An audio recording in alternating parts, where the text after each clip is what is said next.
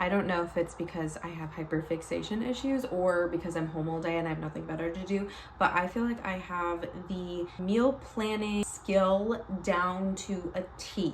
Not just meal planning, but just using what we have and, well, I guess planning. I've been meal planning for consistently for about 2 years now, especially when I started out as a stay-at-home mom. We had no extra money and we had to keep our grocery budget super tight.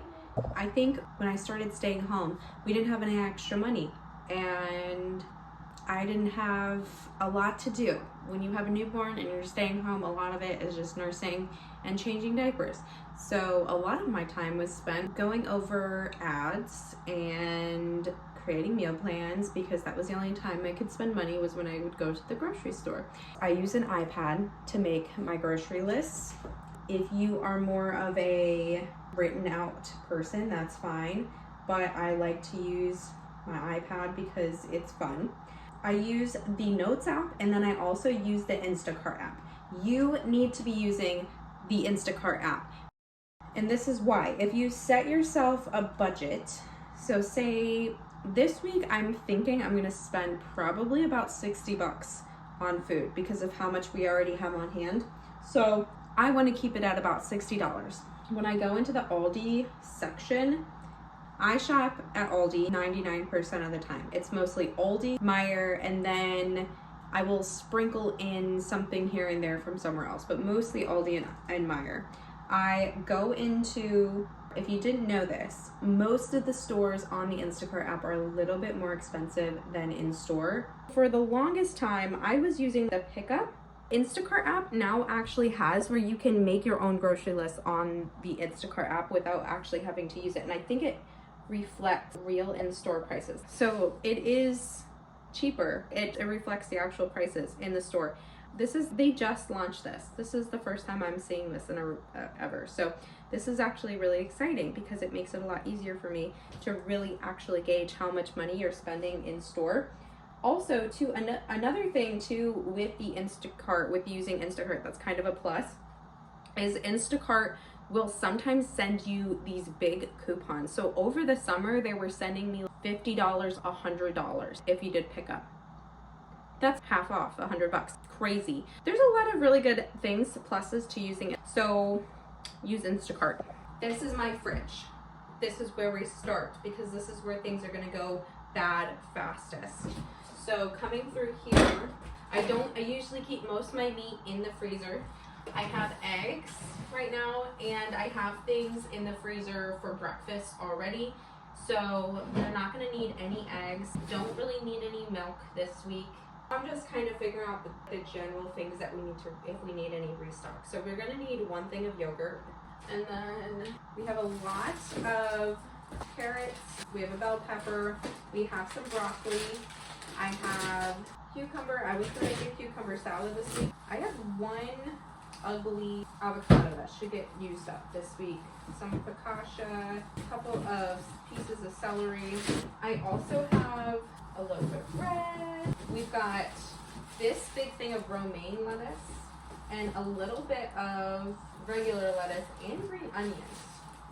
And I have a lot of produce, and I have some of these. I have feta. I have some pretty, and I have this tzatziki sauce. So I think the only thing I need to grab for this week in terms of restocking, we're gonna need some orange juice. And one thing I've noticed is that I have not seen the concentrated orange juice. We also need maple syrup. I do know grab that, and I go through that quite a bit. And then what else?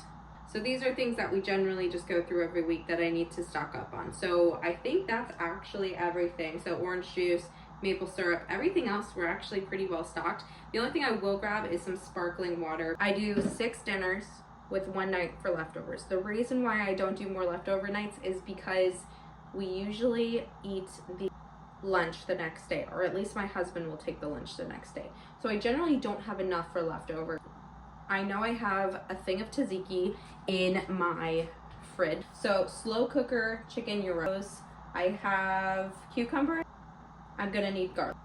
I have lettuce, Literally the only thing I need for these chicken is garlic. Let's look in the freezer. This is my normal freezer. It's a mess. I really need to deal with this. I have leftover pie crust from the holiday season. I'm gonna pull this out and I'm going to make a chicken pie for dinner tomorrow.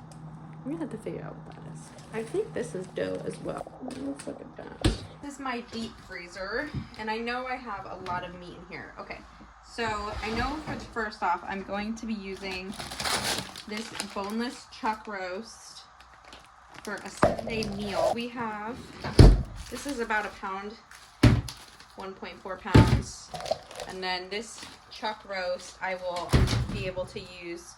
I think I'm going to use it for 2 meals. I've been really wanting to make, recently I've just been craving sloppy joes, and I found a good recipe for sloppy joes with like a bowl situation.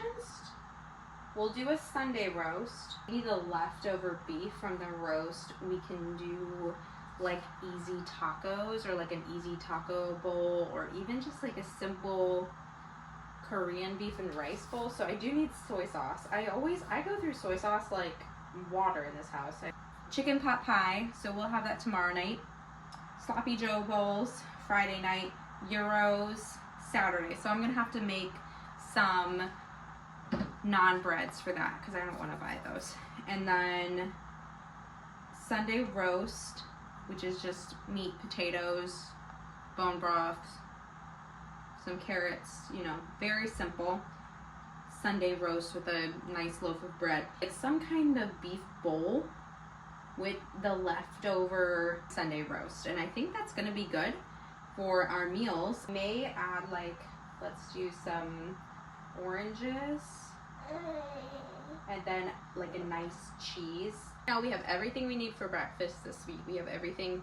We do leftovers for lunch, and then things like pretzels, late night munchy snacks. We have a lot of that stuff. The estimated total is $34.18. If you watched my last grocery haul video, I paid about $110 for everything.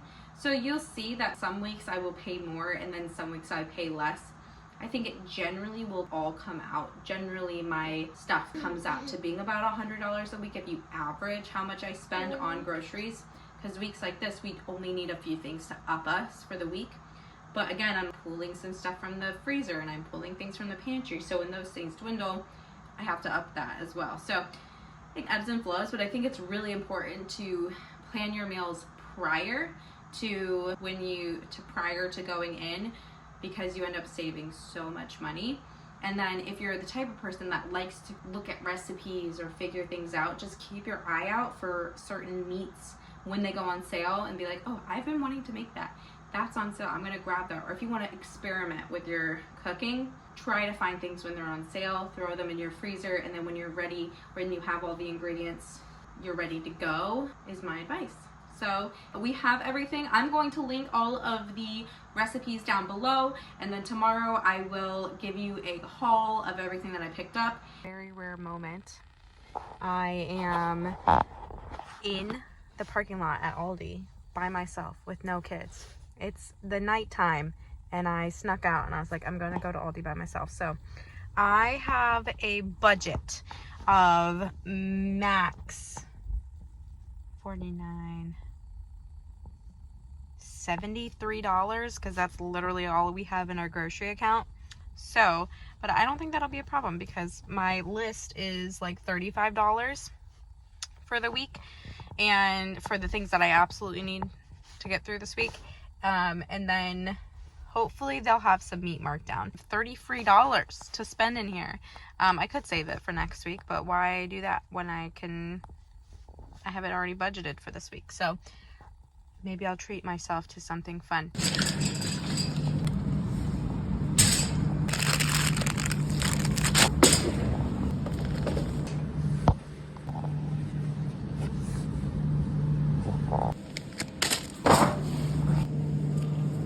I'm out of the store.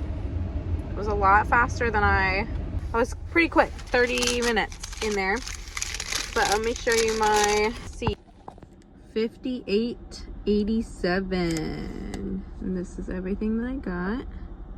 Oh, that's everything. So I will see you in the next video.